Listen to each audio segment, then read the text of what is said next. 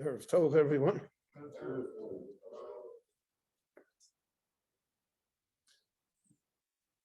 Tonight is Lag Bomer, and Lag Bomer for the last 500 years almost has been inextricably bound together with the Tana of Shimon ben Yochai. This is because at the time that the Mekubalim were in Tzvat in the early 16th century and then the middle of the 16th century, so the Ari and many other of the Mekubalim identified graves in the Galil,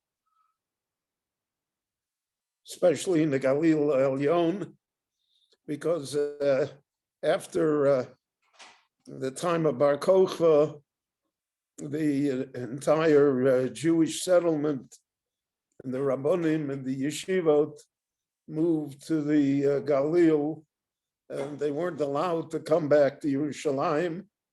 Yerushalayim was renamed Aelio Capitolina, the Latin name, and the Jews were excluded from living there. So they moved to the Galil, which is where the Sanhedrin had its headquarters. The Gemara details for us how many times the Sanhedrin moved, where they moved to Usha, the Charim, Tveria, and Sipori. Sipori is not Tzvat, it's two different places.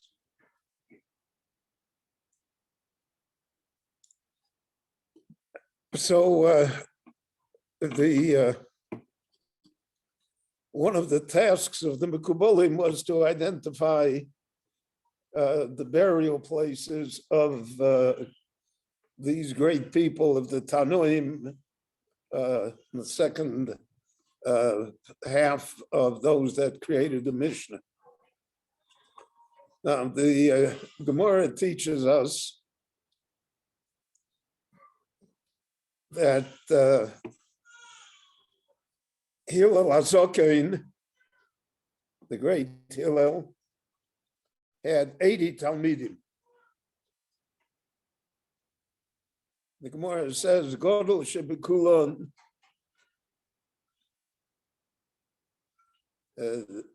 was Yonasan ben Uziel, and Kotten Shebekulon was Rabbi Yochanan ben Zakkai. We don't know where these graves are.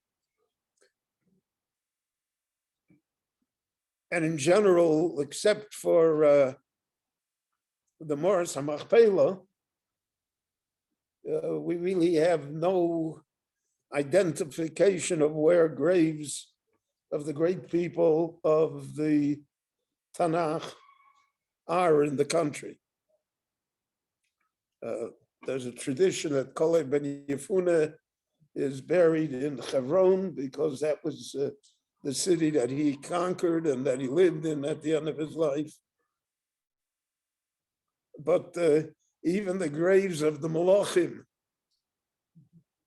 David, not clear where David is buried. The Kever David that exists by Har Zion today is, according to most of the Rabbonim, suspect as not being the place. It was made, the Christians said that it was Kever David. The time of the Crusades. We don't know where Shlomo is buried. We don't know where the Yeshaya Novi is buried. All of these great people. And to a certain extent, it was an extension of not being, so to speak, worshipers at graves. But in the 16th century, after the Gerus Sfarad, when the great Mikubolim came to Tzfat, the area in the Galil. So then they put a great deal of effort into identifying graves. So you really have to say that they did it with supernatural means. So they said Yonasan ben Uziel is buried in Amukah. And there's all sorts of legends about Yonasan ben Uziel having to do with his domestic life, and therefore it became a place where people who were interested in finding their mate in Shidduchim went. The Gemara teaches us that Rab Shimon ben Yochai was a singular, exceptional person out of all of the Tanoim. The Gemara says that there were different opinions amongst the Tanoim as to how to treat the Romans after the Bar Kokhba rebellion. So the Gemara says Rabbi Yehuda said that we should cooperate with them. The Rome is on top now. There's no percentage in opposing them. Therefore, we should cooperate with them and admire their achievements. He said, look at the forums that they built, look at the bridges, look at the roads, look at the Roman system. Should work with the Romans. Other Rabbonim opposed him. Rabbi Akiva opposed him in following the rebellion. But Rabbi Shimon ben Yochai, he was the sharpest critic of the Romans. He said everything good that they do, they only do for themselves. They do not have any public interest at heart. He said they're corrupt.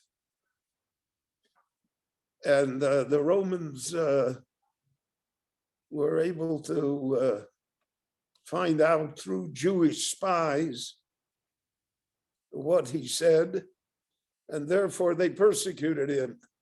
And they were going to kill him like they killed his Rebbe, Rabbi Akiva.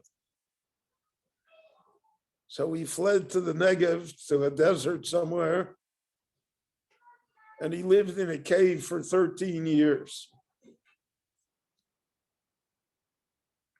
And according to the Gemara, there was a carob tree that grew outside of the cave, and there was a well of spring water outside the cave, and that was the sustenance for Shimon ben Yochai and for his son, Rabbi Elazar ben Shimon. All of this is in the Gemara Bava Metzia.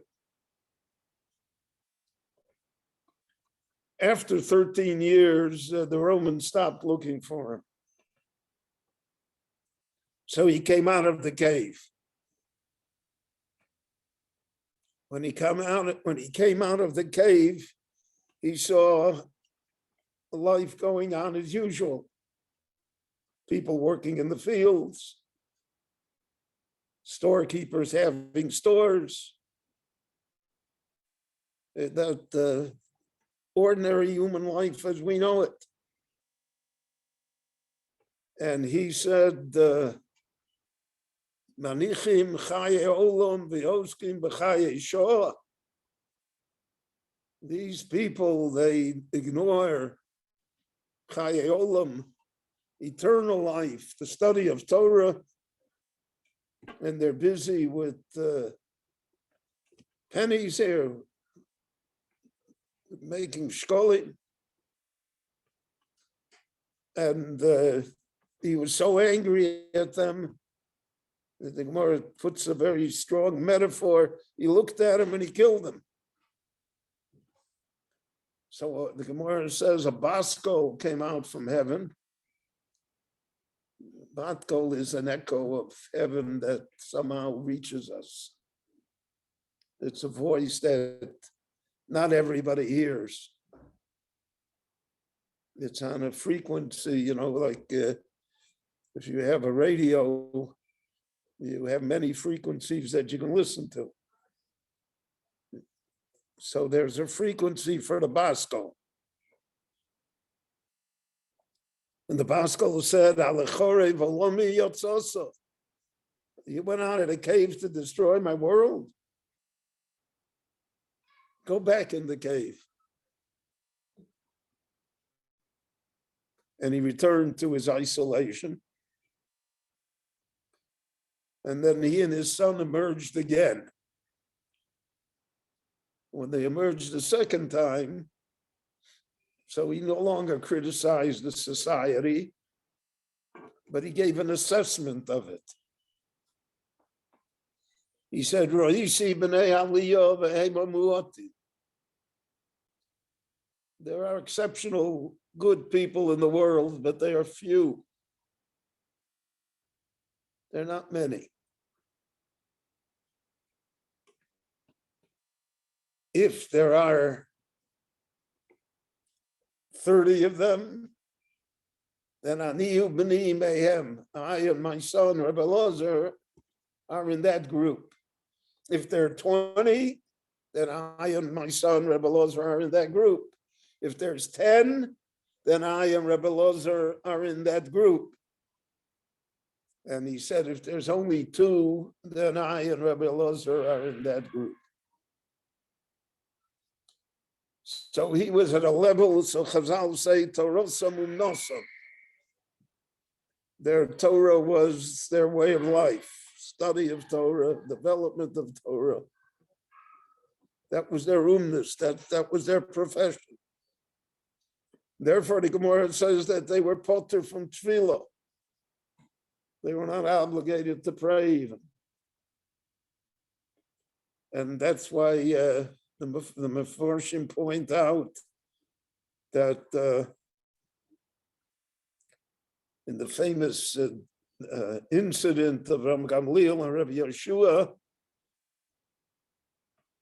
so it says one of the Talmidim in the Beis Medrash asked whether Tfilas Maariv was Chova or Rishus.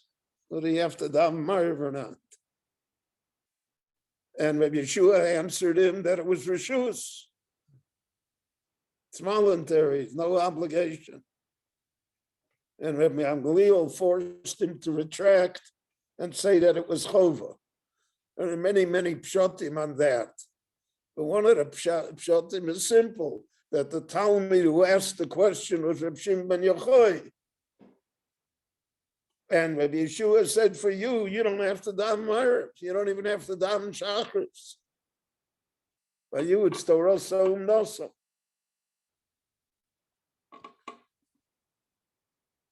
So, and then the Gemara tells us miraculous stories about his son, about Rebbe Elazar and Reb Shimon.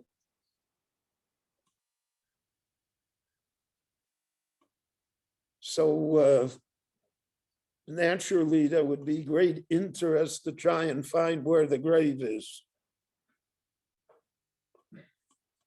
The Galil is, there are graves all over the Galil.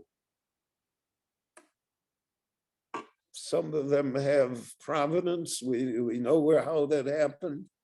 Many of them are just simply folk legends. But people said, I mean, the biggest question is whether the Rambam is really buried in Tveria. He died in Cairo. So there's a legend that's, again, with the Rambam, all legends are possible. But the legend is they put his body on top of a donkey, and the donkey walked from Cairo to Tveria. And they buried him in Tveria. And it's famous that that's the Kever Rambam.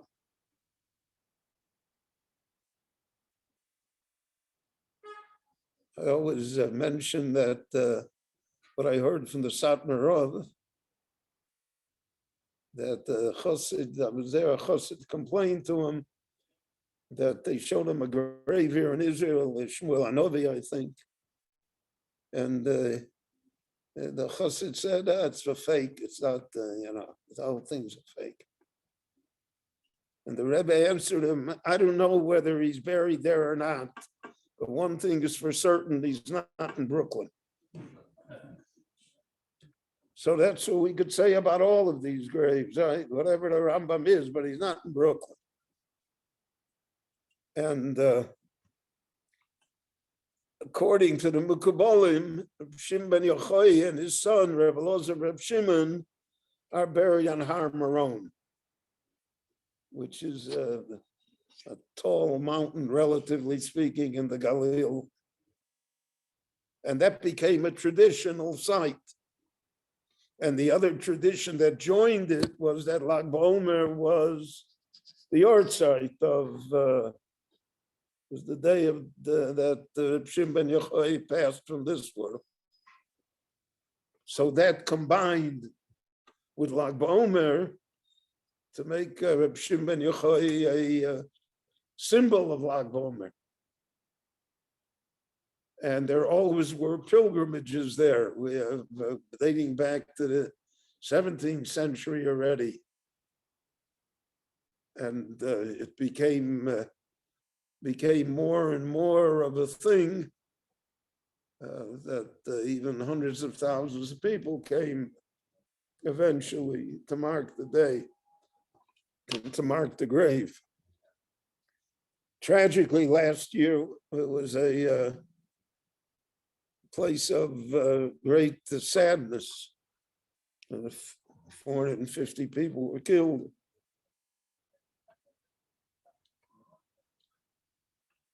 So it's a mixed emotion.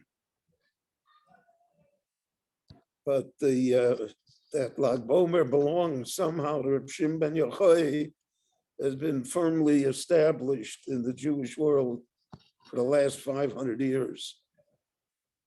And it remains so until today. And the Gemara teaches us that if you see in the Mishnah, it says Reb Shimon, that's Reb Shimon ben Yochai. If it's a different Rabbi Shimon, it's identified. Shimon ben Asanel, Shimon ben Zoma, Shimon ben Azai. It's identified who he was. Stam Rabbi Shimon is Reb Shimon ben Yochai, who is, so to speak, the heroic figure of the day and represents the miraculous power of Torah and the revival of Klal Yisrael. Rabbi Chananya ben Akasha Omer Ratzah HaKadosh Baruch Hu L'zakos es Yisrael lefichach hirbo lahem Torah mitzvot shenemar anon chafetz man tzidko yagdil Torah v'yadir.